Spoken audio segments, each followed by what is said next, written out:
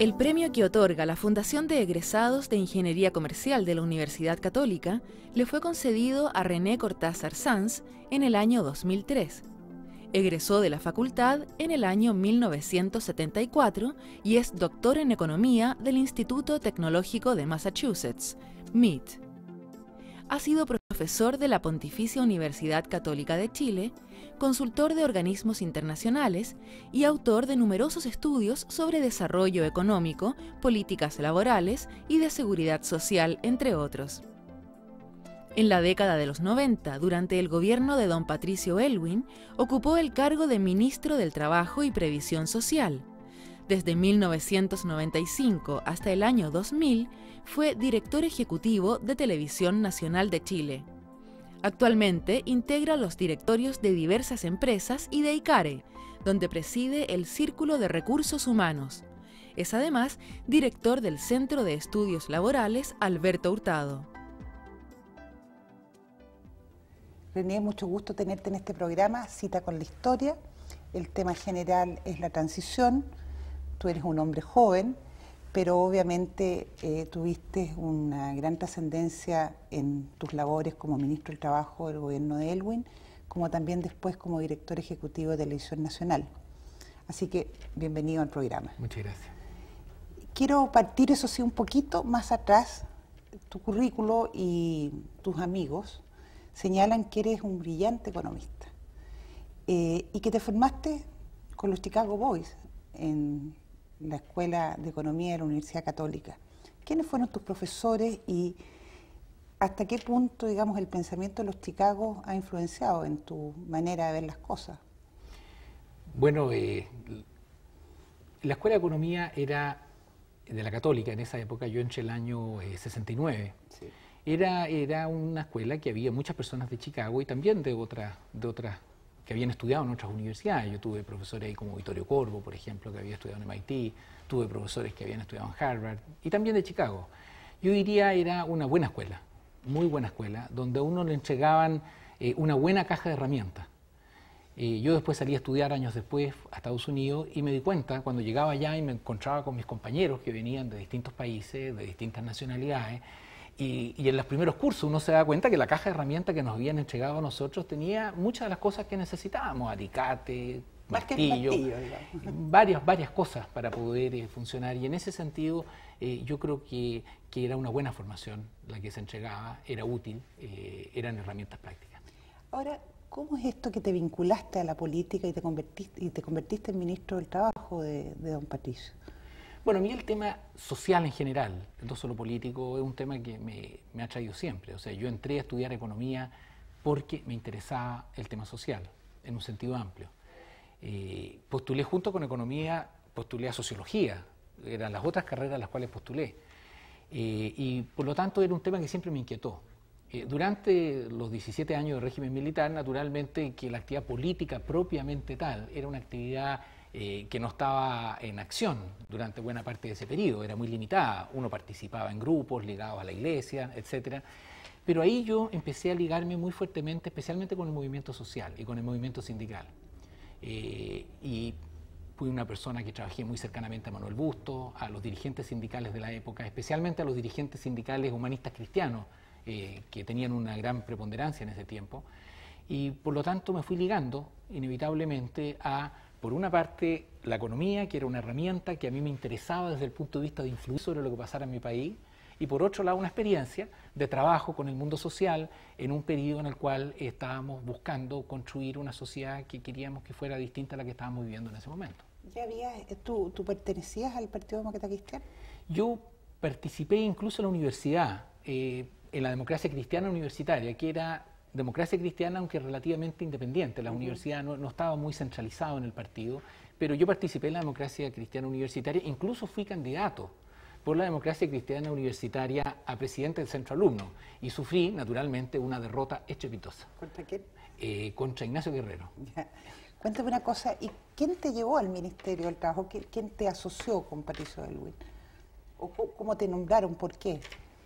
Eso no sé, eso habría que preguntarle a don Patricio Aylwin, porque él fue el que un día me llamó y me dijo, mire, yo he pensado de que usted debiera asumir esta función. Ahora, yo antes de eso sí había participado en instancias relacionadas con este tema. Por ejemplo, yo estaba a cargo del programa laboral de la concertación. Cuando se formaron las comisiones técnicas para elaborar el programa de la concertación, yo estaba a cargo de ese proyecto junto con Eduardo Loyola, que fue subsecretario del Trabajo, junto con Guillermo Campero, que también participó en el ministerio después. Y ese era un elemento que hacía que estuviera relacionado directamente con la aplicación de ese programa. Y lo segundo, esta misma cercanía y trabajo que yo había tenido con el mundo sindical también me había ligado muy fuertemente a esos temas. Yo participaba al mismo tiempo, por ejemplo, en una escuela de formación sindical, el Centro de Estudios Laborales Alberto Hurtado, y por lo tanto estaba ligado con los temas laborales, tanto como economista, que me especialicé mucho en temas laborales, como en mis actividades. ¿Sabes que yo pensaba que también tenía que ver el vínculo con Alejandro Foxley en CEPLAN? Bueno, yo no sé... Que por ahí, digamos, la amistad contigo, que él de alguna manera haya influido. Pensé claro, que... yo no sé cuál puede haber sido los juicios que haya tenido el presidente al momento de ofrecerme participar en su gabinete. Probablemente también consideró tener a alguien que pudiera entenderse con las personas que estaban en el área económica. Yo también tenía una relación relativamente cercana con Edgardo Benninger, gente que estaba en el área política. Me imagino que esos pueden haber sido elementos que el presidente tomó. ¿Cómo fue ese día para ti? Importante ser ministro tan joven. Para mí fue un día muy emocionante. Yo recuerdo ese 11 de marzo, sí, en Valparaíso, en Viña, un día nublado, poca gente en las calles. A medida que uno se iba acercando al Congreso había más gente. Y fue un día que la verdad es que habíamos esperado mucho tiempo. Y había una esperanza grande, una incertidumbre grande también. ¿Cómo iba a ser esto? ¿Cómo iba a ser este esfuerzo de reconstrucción democrática? Pero junto con esa incertidumbre, una gran esperanza. Yo recuerdo en el Salón de Honor del Congreso Nacional, el momento en que el general Pinochet le pasa la banda al presidente Elwin. Un momento de mucha emoción.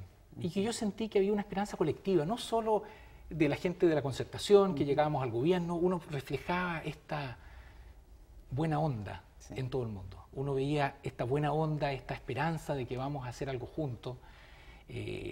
También en los muchos parlamentarios de oposición, algunos que uno conocía, uno veía esto en el mundo sindical y también en el mundo de la empresa. Yo diría una incertidumbre, pero una esperanza. Y ese clima ciertamente que contribuyó mucho a que pudiera haber un buen periodo y un buen gobierno en esa etapa. Ahora, el equipo económico y social del presidente Elwin terminó de alguna u otra manera avalando la política económica que se había llevado a cabo bajo el gobierno militar. ¿Por qué crees tú que fue así, si es que fue así? Yo creo que desde el inicio, no solo del gobierno, desde el inicio de la campaña, Patricio Aylwin como candidato y luego Patricio Aylwin como presidente hizo un discurso muy consistente. A mí me tocó acompañarlo en varias oportunidades en la campaña. Y era muy fácil en una campaña como esa decir, sabe, aquí vamos a cambiar todo porque todo está malo. Claro. Pero no fue su discurso. No era populista. No fue su discurso. Él siempre usó el término, y lo recuerdo como si fuera hoy, decía, aquí vamos a tener áreas de cambio y áreas de continuidad. Y expresaba con mucha claridad cuáles eran las áreas de continuidad. Y este es un cambio en la política chilena, no esta idea de que ahora llegamos nosotros y vamos a cambiar todo lo que se hizo antes porque todo lo anterior estaba malo, sino que hubo la madurez de decir, no, aquí hay cosas buenas que las vamos a preservar y hay cosas que hay que cambiar dentro de las áreas de continuidad, por ejemplo. Los equilibrios macroeconómicos, los superávit fiscales. Y en eso se fue extremadamente riguroso, de decir, saben que más nosotros lo vamos a mantener, los vamos a acrecentar, vamos a reducir aún más la inflación, vamos a asegurar aún mejores superávit fiscales, vamos a asegurar una política monetaria independiente.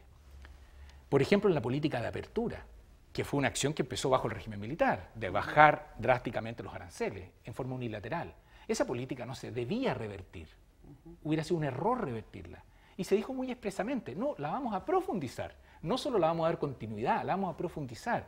Y vemos algunos años después, Tratado Libre de Comercio con Estados Unidos, Tratado Libre de Comercio con Europa, una continuidad que empieza con mucha fuerza a mediados de los 70 y que se ha mantenido consistente y persistente hasta ahora. Área de previsión, que me tocó a mí Sí, claro. participar directamente, se dijo expresamente, nosotros vamos a mantener el sistema de AFP, de previsión privada, porque creemos que ese sistema es un activo para el país y por lo tanto hay que perfeccionarlo, pero no lo vamos a revertir. Y áreas de cambio, no cabe duda, se hicieron cambios importantes en política social, de un esfuerzo social que había sido muy modesto, muy limitado. En 14 años se triplicó el gasto en educación, se triplicó el gasto en salud, eso es un esfuerzo social gigantesco, del cual no había experiencia histórica en Chile, nunca en la historia de Chile de esa magnitud, cambios en legislación laboral, cambios en muchas áreas que fueron áreas de más equidad, más participación, más democracia, y por eso yo diría que están estos dos elementos, continuidad y cambio. Ahora, en el cambio, acuérdense que ustedes formaban un grupo concertacionista, por lo tanto, habían diversos partidos políticos integrando el gobierno. ¿Cuál era la posición de los ministros más socialistas? Que obviamente no deben haber estado muy contentos con esta continuidad en el campo económico. No, es que esto se conversó mucho antes, estaba en el programa de la concertación. Y yo, de los ministros del gabinete del presidente Elwin, donde había varios ministros socialistas, por supuesto, yo nunca vi que aquí hubiera un antagonismo entre lo que planteábamos personas que veníamos de la democracia cristiana y socialista. Aquí hubo un acuerdo en un programa que tenía los elementos de cambio y continuidad. Hubo una campaña donde el presidente, que era el candidato único de la concertación, planteó el cambio y continuidad. Y después recordemos que se acordó antes de la elección del presidente Elwin que esto iba a ser un gobierno suprapartidario, sí, y que al presidente se le iban a entregar atribuciones, y además se acordó que aunque hubiera dudas sobre interpretación del programa, el árbitro iba a ser el presidente. Y yo no recuerdo ningún episodio donde yo podría decir, no, aquí realmente se dividió políticamente el gabinete, donde unos estaban a favor de una posición por razones políticas y otros a favor de otra. Fue, yo encuentro, y mi recuerdo es así, una orquesta muy bien afinada. A pesar que don Patricio Elwin habló del mercado cruel. Él lo hizo al término de su mandato. Sí. Él ¿Quiere decir que se arrepintió de lo que se había yo creo que no. Yo llevado creo a que él cabo? apuntó una dimensión. Esa frase se ha usado en muchos sentidos y se ha interpretado y reinterpretado. Yo estaba presente cuando la dijo. Ajá. Esto fue al final de su periodo. Estábamos en el mes de marzo. El 11 de marzo ya se producía el cambio del nuevo gobierno. Y hubo un acto de homenaje al presidente Elwin en la CUT. Invitaron al presidente, me invitaron a mí como ministro del Trabajo, invitaron al ministro de Hacienda, Economía, a 3 o 4 ministros, y hubo este acto en la CUT. Y el presidente, hablando sobre el crecimiento que el país había tenido, hablando sobre la estabilidad que se había logrado, hablando sobre la reducción de pobreza y los logros sociales que había habido, sin embargo, dijo el mercado es cruel. ¿En qué sentido? Lo dijo en un sentido muy preciso, que era que el mercado por sí mismo no necesariamente resuelve todas las inequidades, los temas de justicia social, y por lo tanto el Estado al mercado no se lo puede dejar solo en esas materias, sino que hay que ser muy proactivo, muy activo en términos de las políticas sociales, en términos de la legislación protectora, etc. Y en ese sentido dijo, el mercado por sí solo puede ser cruel. Y por lo tanto requiere de una acción decidida para lograr ciertos objetivos sociales. Ese fue el sentido que hubo, y en ese sentido yo no veo en esa frase nada inconsistente con lo que fue su gestión durante sus 4 años. René, yendo un poco a tu labor en el Ministerio del Trabajo, ¿cuáles a tu juicio los logros más importantes que pudiste sacar adelante? ¿Qué es lo más importante a tu juicio que hiciste en el Ministerio? Yo diría 2 cosas principalmente. Una, la política que se hizo de acuerdos sociales. Chile tiene una larga historia democrática, interrumpida en algunos episodios, régimen militar, también episodios anteriores, muy breves, los anteriores, pero lo que quiero decir es que tuvo una historia muy larga, de una larga tradición democrática, y sin embargo, si uno miraba la historia de Chile hacia atrás, no había un solo caso de un acuerdo social entre centrales sindicales, empresariales y gobierno, en toda la historia democrática. Esto es impensable. Si uno va a Europa, va a otros lugares con larga tradición democrática, en general, junto con la democracia política, existe una capacidad de entenderse a nivel de las organizaciones sociales que es muy importante. En Chile no había esa experiencia. Y nosotros iniciamos con mucha claridad como gobierno la decisión de que íbamos a buscar construir acuerdos sociales entre trabajadores y empresarios junto con el gobierno. Y eso lo anunció el presidente Elwin en el Estadio Nacional. Fue, diría, uno de los puntos específicos que dijo. Ahí dijo, yo ya llamo a las centrales sindicales, llamo a la CUT, llamo a la Confederación a reunirse con el gobierno y en las próximas semanas construir un acuerdo. Para mí eso tenía una enorme importancia por varias razones. La primera era decir, la guerra terminó. Hemos vivido una historia de péndulos.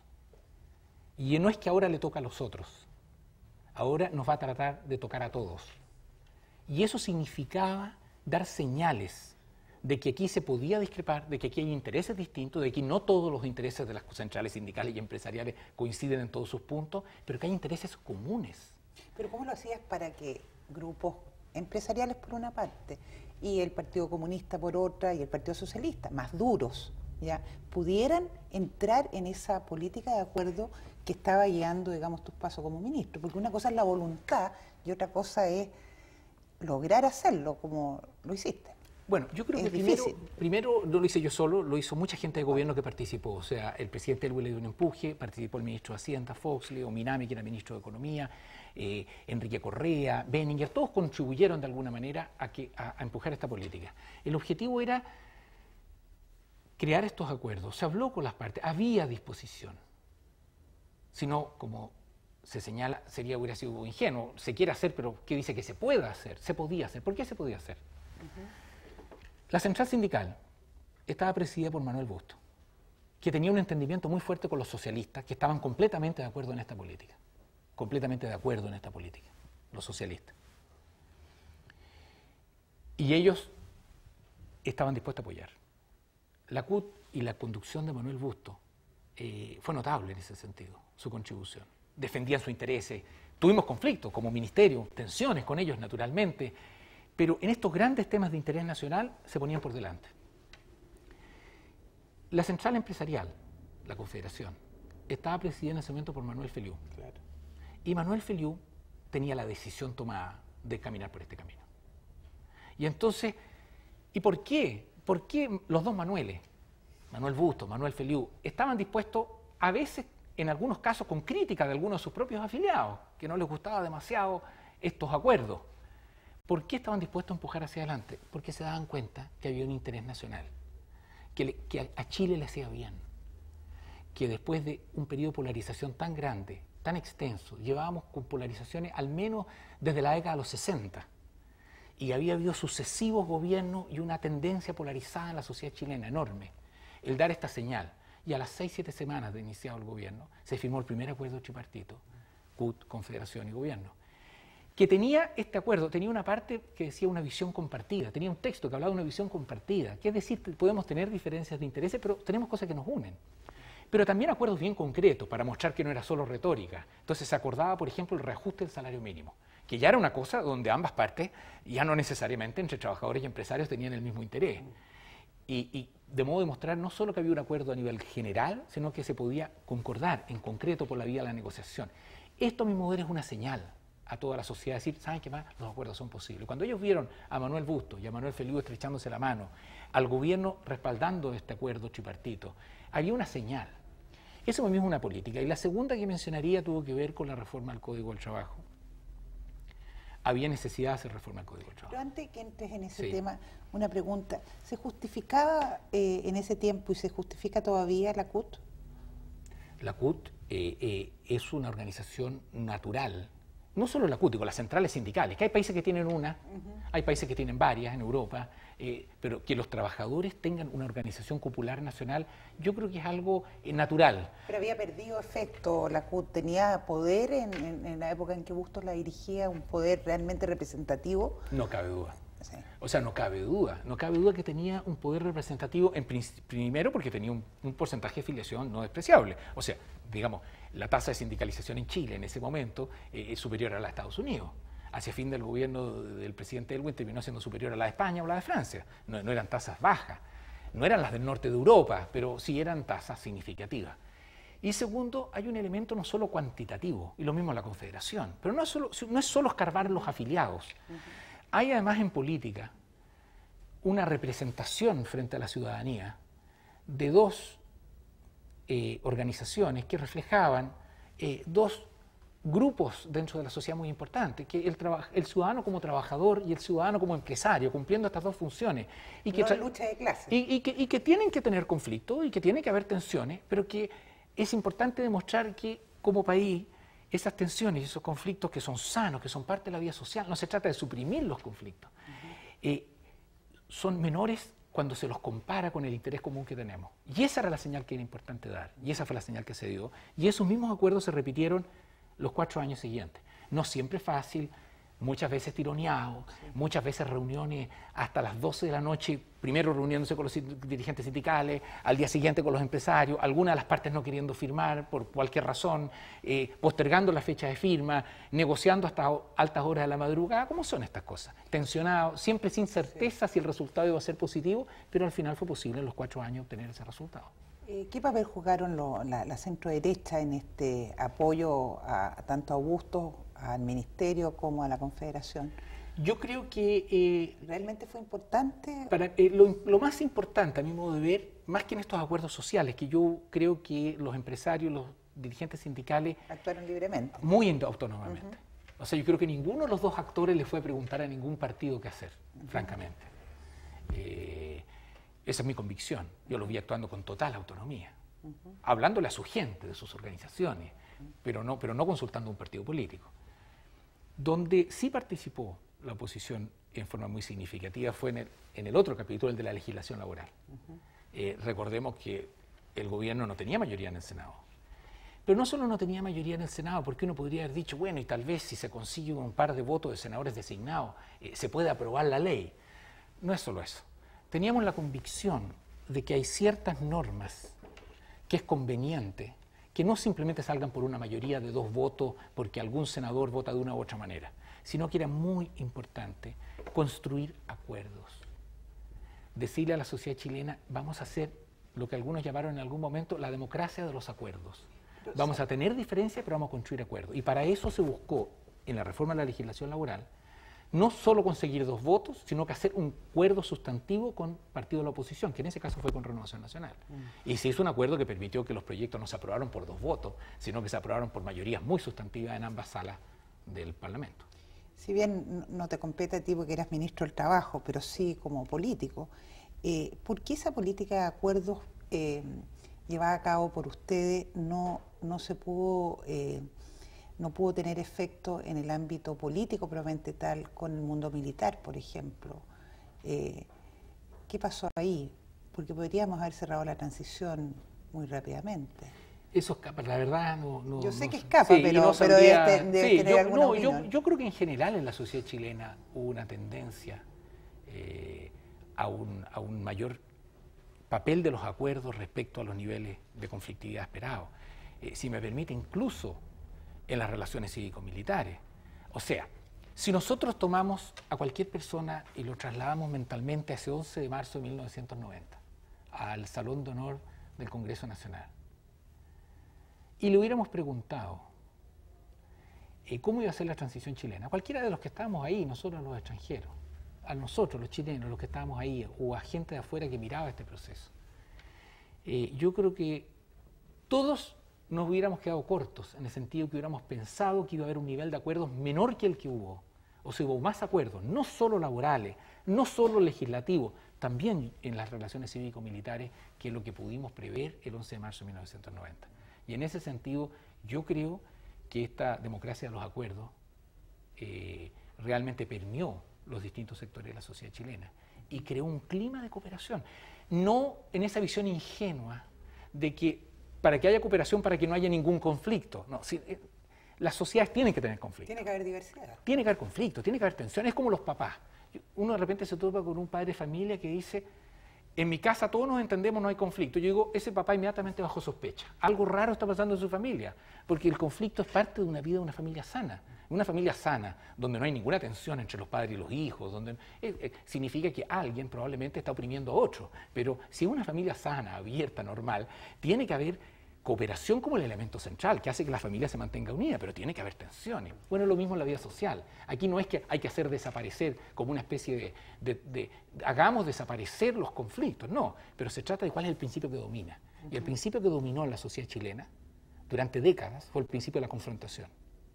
Y la cooperación se veía como transar, se veía en forma negativa, se veía en una mirada como despreciativa, sin entender que para la vida social el principio de cooperación es un elemento constitutivo central y tiene que ser el dominante. Vamos a la legislación laboral. ¿Cómo se gestó tu nueva propuesta? Bueno, habíamos hecho un programa, eso fue lo primero, y los programas significaba que dentro de los partidos y dentro de la concertación hubo largas discusiones. Yo había estado, como le comentaba, con otras personas en esa comisión y por lo tanto fueron muchas horas previas al 11 de marzo de 1990 para concordar qué es lo que se iba a hacer y lo que no se iba a hacer. Eso fue la primera etapa, muy definitoria. Y eso dio origen ya a lo que el gobierno se había comprometido a hacer como parte de su programa. Después había un segundo tema, que era muy bien, pero queremos un acuerdo. No solo porque nos falta un voto en el Senado, sino porque además queremos hacer un esfuerzo leal de construir acuerdos en Chile. Especialmente en las reglas básicas. En reglas de menor importancia no es tan grave que simplemente hay una mayoría, está bien. No es una cuestión de principio. Pero las reglas más básicas es bueno que sean compartidas. Le da estabilidad al país, le da seguridad a los distintos actores. Entonces, ahí lo que buscamos es, bueno, ¿cómo construimos un acuerdo significativo? ¿Y cómo hacemos además que esta discusión no se eternice? Porque si uno manda un proyecto de legislación laboral y se empieza a producir la discusión, y esto dura años, esto crea una tal incertidumbre que, entre otras cosas, afecta a la inversión. Afecta a las personas que tienen que crear la riqueza, que tienen que crear mayores inversiones para que el país crezca. Y por lo tanto era importante hacerlo pronto. Y así se hizo. Y en un número escaso de meses, y todo durante el año 90, se enviaron los proyectos de ley, se negoció con los distintos sectores y se logró un acuerdo muy mayoritario para aprobar esto y que fuera, por lo tanto, aceptado no solo por la concertación, sino que por otras fuerzas políticas muy representativas y se transformara en una ley que pudiera tener una aceptación a nivel del país. Y eso fueron de nuevo muchas negociaciones, largas negociaciones, pero una voluntad que estaba en el gobierno, y yo lo reconozco claramente, y es importante decirlo, una voluntad que estaba en la oposición. O sea, cuando yo iba a negociar al Congreso, junto con parlamentarios de la concertación, al otro lado de la mesa había gente que estaba tratando de construir un acuerdo. No todos, pero había sectores muy importantes de la oposición que estaban tratando de construir un acuerdo. Y estaban tratando de construir un acuerdo por la misma razón que nosotros, porque creían que le hacía bien a Chile. Y por eso se pudo hacer. ¿Tus relaciones con los demás ministros fue cordial durante el periodo de don Patricio? Fue muy buena. ¿Te hiciste amigos especiales? O sea, yo a algunos los conocía, a Fox lo conocía, a Edgardo Benning lo conocía algo, a otros no me había tocado nunca con ellos trabajar directamente, pero se creó una enorme solidaridad, amistad, yo diría afecto en el gabinete. O sea, ¿y se siguen juntando, por ejemplo, como grupo? Digamos, hay muchos, no todos siempre, a veces se busca la excusa cuando el presidente tiene un cumpleaños, qué sé yo, para aprovechar de reunirlo, pero muchos de ahí hemos quedado con una relación para siempre de amistad, a partir de eso, pero hubo una cohesión, hubo esta sensación de, este es un momento importante, tenemos que hacer las cosas bien y tenemos que hacerlas juntos. Y en eso la personalidad del presidente también fue muy decisiva. ¿Tuviste alguna relación durante el gobierno con militares? ¿Conocías a militares tú, al mundo militar, con anterioridad? ¿Qué contacto? No, yo no tenía ningún contacto con el mundo militar, ninguno antes. Y tuve muy poco durante el gobierno. O sea, el 19, en fin, cuando había las celebraciones que estaban los militares, uno interactuaba con ellos naturalmente, pero en relaciones, digamos, de trabajo, sustantivas, no me tocó en mi área de significación. ¿Y en el tema de la previsión?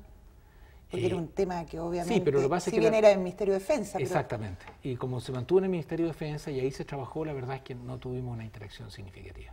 ¿Y hubieran podido, en todo caso, integrarse los militares al sistema de las AFP? Bueno, eso ha sido una larga discusión, ellos tienen algunas especificidades y eso es un tema que todavía está en debate sobre la conveniencia o no conveniencia de incorporarlo. Terminó el gobierno de don Patricio, vino el gobierno de Eduardo Frei. ¿Tú participaste en su campaña?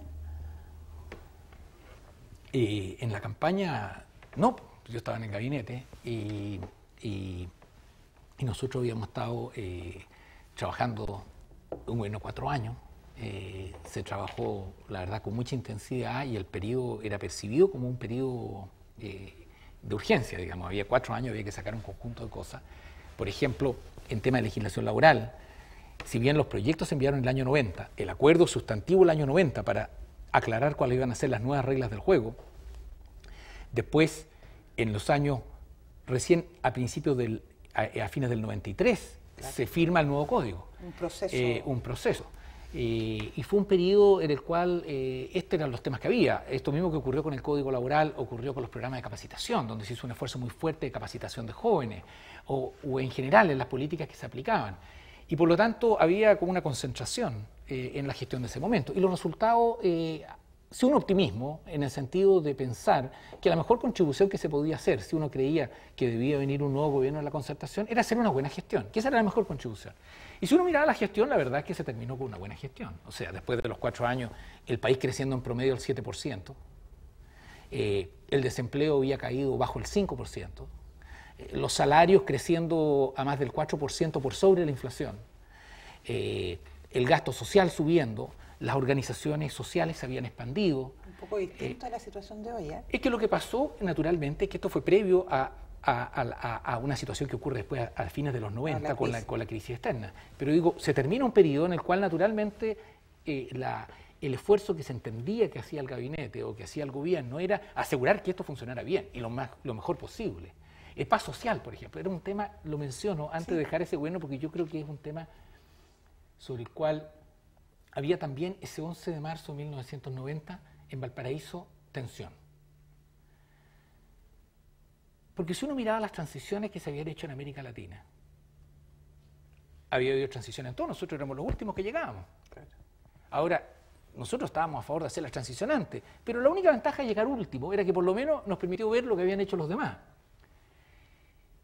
Y había una cosa que preocupaba lo que había pasado en los demás países, que todas las transiciones se habían producido con grandes explosiones sociales, con niveles muy altos de conflictividad. Recordemos las huelgas generales de Alfonsín, o Perú, o Colombia, o Brasil, con grandes niveles de explosión social.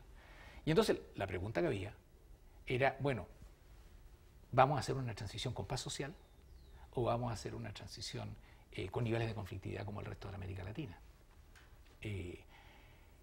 Y cuando uno mira lo que ocurrió en el periodo, fue una transición con extremadamente bajos niveles de conflicto, niveles bajos de conflictividad. Yo calculaba, por ejemplo, el número de días perdidos como consecuencia de estos conflictos, y se perdió en promedio menos de 1 hora por trabajador al año. O sea, la 8ª parte de un feriado. Si uno sumaba todos los conflictos que había en el país, era la 8ª parte de un día feriado. Eso es lo que se perdió como conflictividad. Y entonces eso también... Es que para pelear se necesitan 2, por lo tanto el esfuerzo tiene que haber sido de ambas partes que hubieran entrado en el conflicto, ¿te das cuenta? Pero, o sea, no tengo duda, lo que mencionaba antes. O sea, cuando uno empieza una transición y cuando los sectores empresariales y sindicales dicen, tenemos un interés común, más allá de nuestros intereses, ¿cómo hacemos que el país funcione? Y tenemos la conflictividad que tiene que haber, no suprimirla, ¿cómo hacemos que funcione? Cuando la sociedad entera entiende que especialmente en una economía globalizada, donde nosotros salimos a competir con otros países en el mundo, trabajadores, empresarios, gobierno y oposición juegan en distintas posiciones dentro del equipo, pero son parte del mismo equipo. A uno les toca la delantera y a otros les toca la defensa, pero son parte del mismo equipo.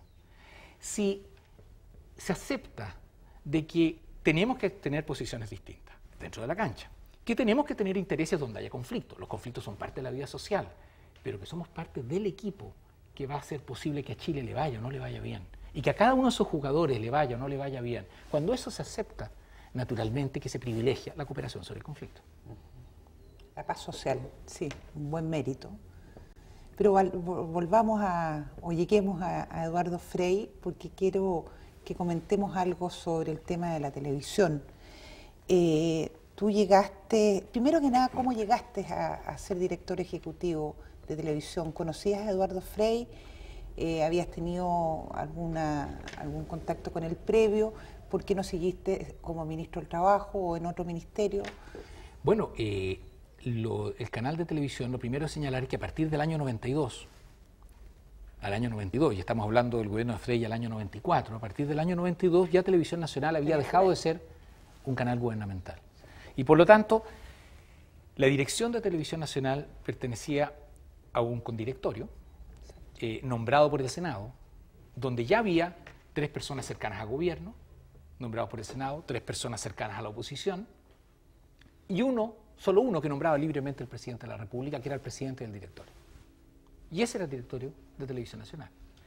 Y el gobierno interviene cuando nombra al presidente o cuando propone al Senado los otros 6 nombres. Pero una vez que ese directorio es nombrado, esos 6 directores nombrados por el Senado duran 8 años en sus cargos y son inamovibles, o sea, son completamente autónomos del gobierno. Y incluso el presidente, que es nombrado por el presidente de la República, no puede ser removido durante su mandato y también pasa a ser autónomo del gobierno. Y por lo tanto, cuando a mí el año 95 me llama Luis Ortiz Quiroga, que era presidente del directorio de Televisión Nacional, me dice, mira, nosotros te queremos ofrecer ser director del canal. La verdad es que el gobierno no tenía injerencia ninguna. Si el gobierno ya había hecho lo que tenía que hacer al nombrarlo a él antes como presidente del directorio, y ya el Senado había nombrado a los otros 6 directores. Y la ley estaba hecha de tal manera que aunque había 4 personas cercanas a la concertación, digamos, o identificadas con la concertación, y 3 con la Alianza por Chile, para nombrar al director del canal se necesitaba 5 séptimos. O sea, se hizo la ley de modo de que la mayoría no puede gobernar sola para nombrar al director del canal ni para removerlo, sino que tienen que además contar con un voto de los directores que fueron cercanos, en este caso cercanos a la Alianza por Chile. Dentro de la política de los acuerdos. Dentro de la lógica de crear, claro. Esto hecho, incluso la lógica es muy parecido a lo que existe en el Banco Central. A fines de los 80 se dictó una ley del Banco Central que se empezó a aplicar en los años 90, que hizo lo mismo. El Banco Central tradicionalmente era el cajero del gobierno. Él era nombrado por el gobierno y actuaba muy, en general, hay excepciones, pero en general actuaba muy acomodándose a lo que el gobierno quería. Cuando se cambió el Banco Central se dijo, no, hagamos un directorio autónomo, que lo elija el Senado, donde hay gente cercana al gobierno y cercana a la oposición. Nombrémoslos por 10 años, inamovibles en su cargo, de modo que ellos tengan frente a la opinión pública credibilidad de que no están haciendo lo que al gobierno le conviene, sino que están dedicados a lo que es el objetivo de su institución, que en ese caso era bajar la inflación. Muestro la similitud. ¿Por qué? Porque yo creo que es importante hacer este contraste. Porque lo que se logró con el Banco Central, con esa ley, fue que logró una enorme credibilidad en la opinión pública. Y hoy día, en 2004, nos encontramos con un Banco Central que ya tiene la inflación bajo 3% y que la gente le cree tanto que tiene dificultades para mantener la inflación al 3% y no que le caiga por debajo. Esto hecho en el país como Chile, que era el país de más larga historia de inflación en América Latina. ¿Por qué hago la analogía con Televisión Nacional? Porque cuando se hizo el cambio de ley y se aprueba esta nueva idea, idéntica prácticamente a la del Banco Central, se creó un directorio autónomo, pluralista, y que desde el punto de la opinión pública fue creíble y tuvo confianza. Y un canal que era subordinado en términos de rating, de audiencia, con resultados económicos muy modestos y con nivel de credibilidad bajísima, porque había sido, yo siempre digo, había sido el megáfono de los gobiernos, con que ellos daban a conocer sus ideas, pero no tenía esta autonomía. A partir del año 92 esto cambia. Y empieza a ser... ¿Qué papel jugó ahí, perdona que te interrumpa, ¿qué papel jugó Jorge Navarrete? Fundamental. No, yo creo que él fue muy importante en el sentido que él formó parte del grupo de personas que participó en el diseño de la ley. ¿Y quiénes más? Bueno, Enrique Correa, las personas que estaban en esa área. ¿Tú Yo no estabas? conozco... No, yo no. Yo estaba dedicado a los temas laborales. En el año 92. Pero hubo un grupo de personas que fue decisiva. Y un gesto de gran visión del presidente Elwin. Porque ¿cuál es la gran tentación de un presidente? Que llega al gobierno y que de repente le dice, mire, usted puede tener algunos medios críticos, pero fíjese que este medio es suyo. Este medio, usted elige el director. Este medio, si no le gusta, usted cambia el director, que es lo que se había hecho antes con Televisión Nacional. ¿Cuál es la gran tentación de un presidente? Decir, dejémoslo así nomás, y que el próximo gobierno lo cambie. Pero hubo la capacidad, y en el caso de él, a mí de la visión y el coraje, de decir, no, a pesar que a mí me conviene, yo me voy a desprender del canal. No va a ser más de gobierno, va a pasar público, autónomo. Entonces hago el punto porque por lo tanto a mí no me nombró Eduardo Frei, me nombró Luis Ortiz, fue el que me llamó y me dijo, mira... Porque eras un hombre de consenso. Me llamó y me dijo, mira, hay unanimidad en tu nombre, yo no conocía a buena parte de los directores, hay acuerdo en tu nombre, ¿tú estarías o no dispuesto a asumirlo? ¿Y? Bueno, yo me senté en el borde de mi cama un día miércoles a las 8 de la noche que me llamó él, me senté, lo pensé un rato, y en un acto que algunos calificarán de completamente irresponsable dije, ¿por qué no? Y con una reflexión no mucho más profunda que esa, a la otra mañana llamé a Luis Ortiz y le dije, encantado, acepto el desafío. Y a la otra mañana estaba sentado en Bellavista 0990, empezando una etapa que yo nunca hubiera planificado, no hubiera pensado que lo iba a hacer. Lo del Ministerio del Trabajo por lo menos había tenido una historia trabajando en torno a los temas laborales, y empecé una etapa que también fue una etapa extremadamente gratificante. ¿Y qué sabías tú de televisión en ese momento cuando te sentaste al borde de la cama? Televisión, lo que se llama televisión, nada. O sea, sabía lo que sabe un televidente, me había tocado alguna interacción muy superficial, pero yo la verdad es que tenía conciencia. Afortunadamente los que me nombraban también tenían conciencia de que yo no era un especialista y que por lo tanto que los temas de la especialidad, y este es un oficio que tiene grandes especialistas y que tiene mucho conocimiento detrás, yo no iba a ser tan pretencioso de no reconocer mi ignorancia y que iba a descansar sobre la gente que sabía específicamente sobre televisión. Pero pensaron ellos que yo podía hacer un aporte como director de la orquesta, aunque los músicos fueran otros. ¿Con qué te encontraste en el año 95? ¿Cuál era la situación de la televisión, tanto nacional como en general? Porque me imagino que tienes que haber hecho estudios de comparación entre los medios que en ese momento estaban al aire. Bueno, yo me encontré primero con un equipo humano dentro del canal. Yo no los conocía, diría prácticamente nadie, o a nadie de los que estaban trabajando dentro. Un equipo humano con el cual yo me sentí muy a gusto.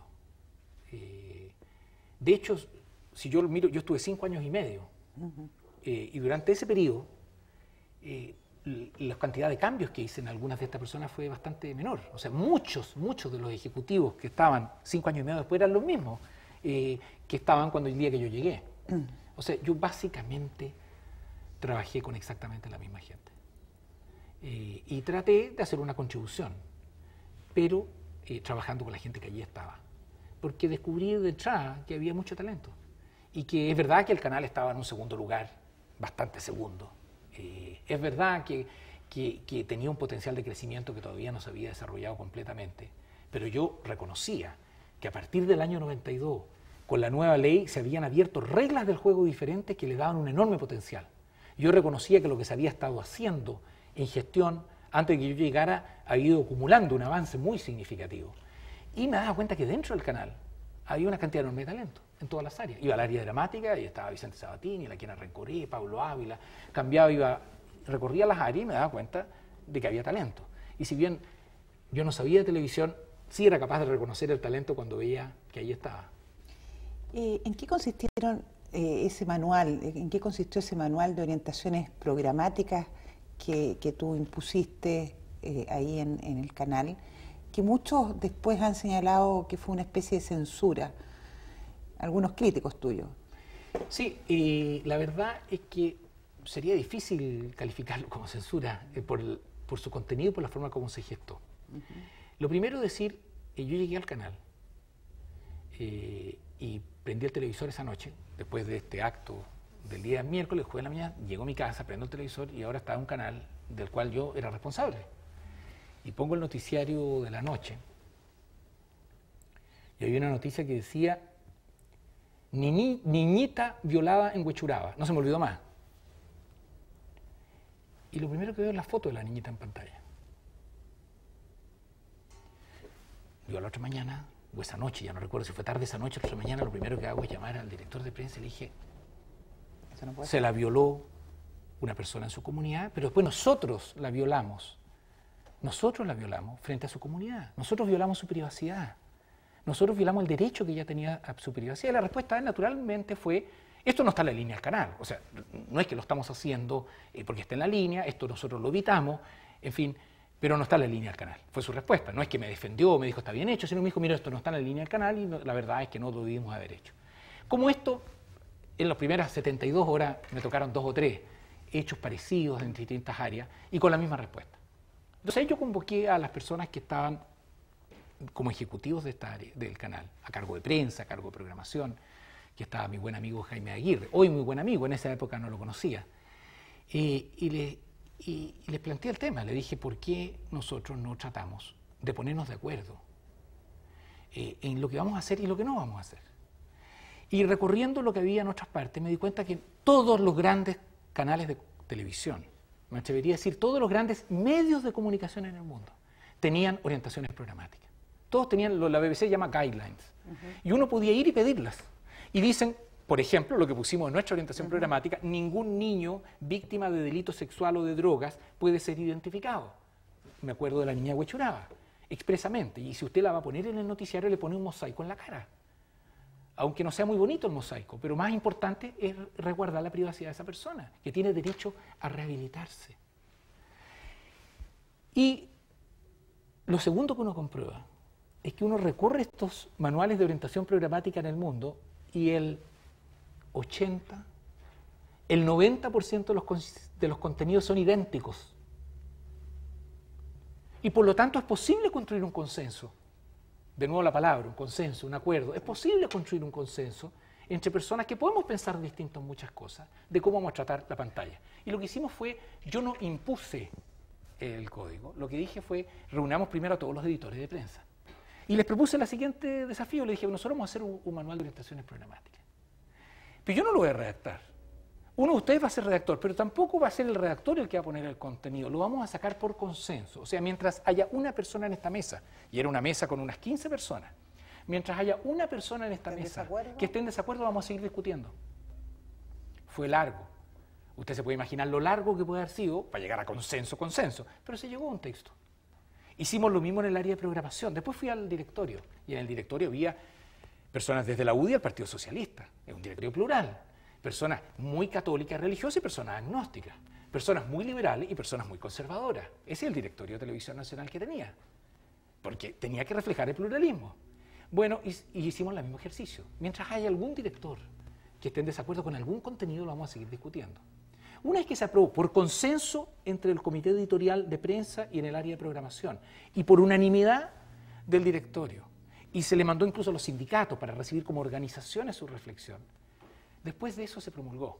O sea, impuesto, yo no veo de dónde impuesto. Censura, no se me ocurre en qué podría consistir la censura. Esto surgió de los profesionales del canal. Esto no significa que entre los 1000 profesionales no haya algunos que no les gusta alguna parte. Está bien.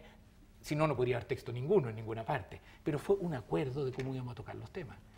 Y hacer el acuerdo dándole derecho a los ciudadanos.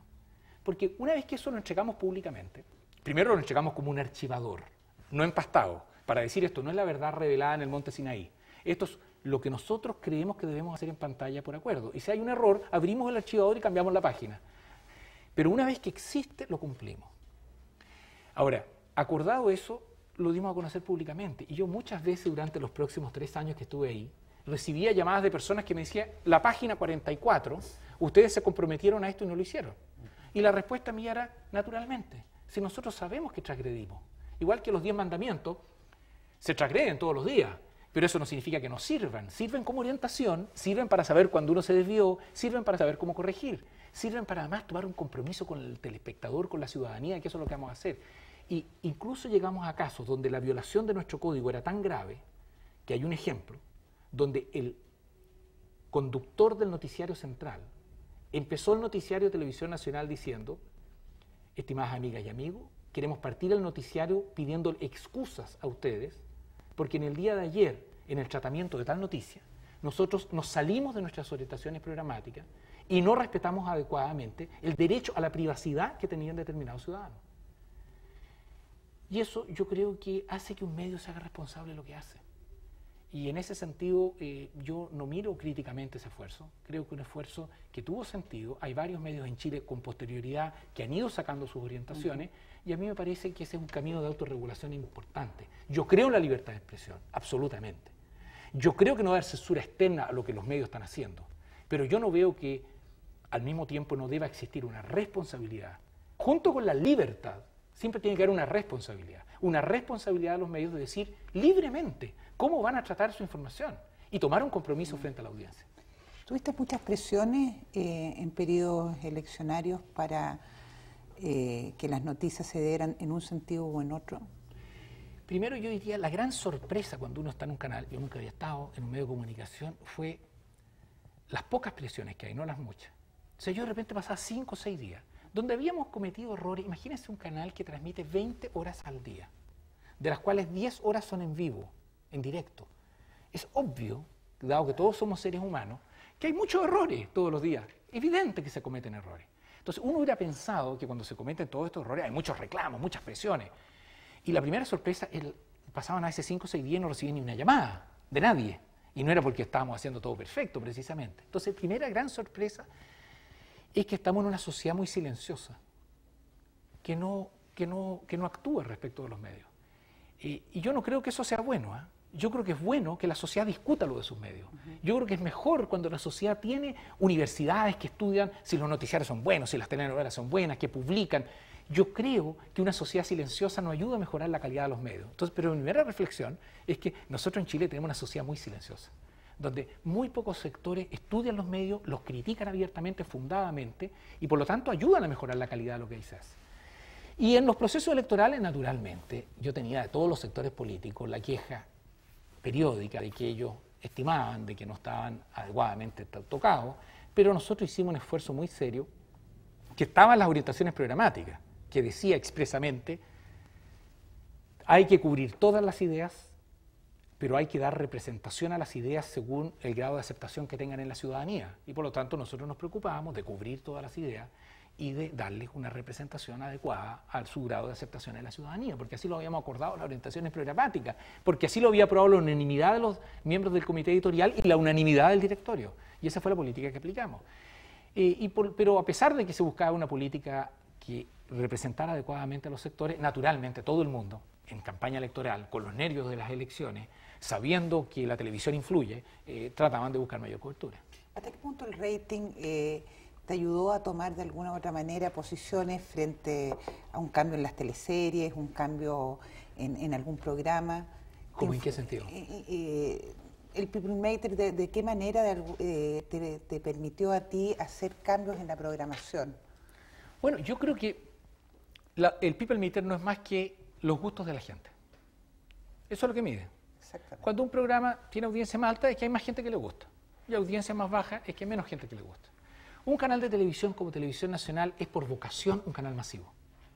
Hay otros medios no masivos que tienen que existir. Desde la sala de conferencia, que es el medio más segmentado, donde va poca gente a discutir unos temas muy específicos, con mucha profundidad, y eso es un medio muy legítimo.